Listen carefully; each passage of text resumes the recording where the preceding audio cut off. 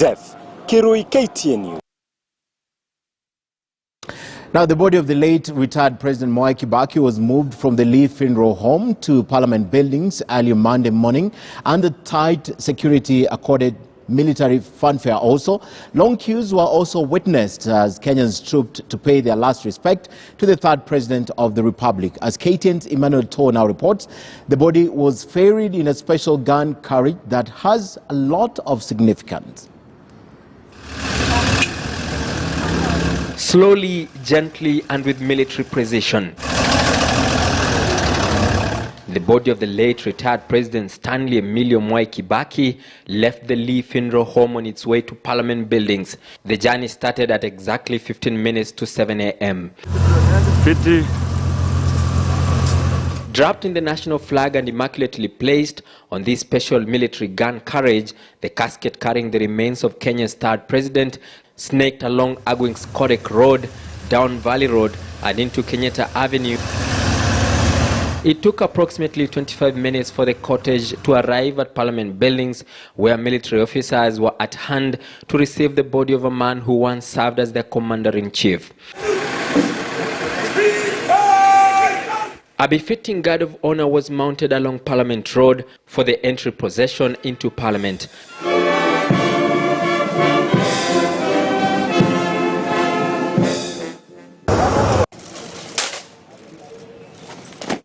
A few minutes later, President Uhuru Kenyatta's convoy also made its way to Parliament. The president was welcomed by his deputy William Ruto, who all the time remained on alert to perform his official duty without glitch. For a moment, political differences were put on hold. Kenyans then were ushered in to pay their last respects as long queues characterized the day. The military field gun carriage that carried the body of Kibaki is particularly significant in the last journey of Kenya's presidents. Even in his death, a head of state is accorded the highest level of honor possible by virtue of being the commander-in-chief of the armed forces. The gesture is the highest honor given to fallen generals in war. President Kibaki was the third commander-in-chief of the Republic of Kenya, who served for 10 years. Everything in this vehicle carries special significance. There is only one five-star general at a time, the president. Unlike his predecessor, retired President the late Daniel Moi, whose presidential standard was green, Kibaki's was white, President Uhuru Kenyatta's is blue. Even on the flat bed where the body lay in state, these details continue to be strictly adhered to.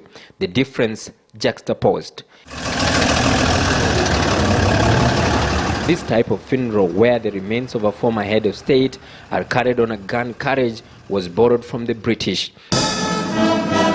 The body of Kibaki continues to be preserved at the Lee Funeral Home until Tuesday as the country continues to mourn the fallen general.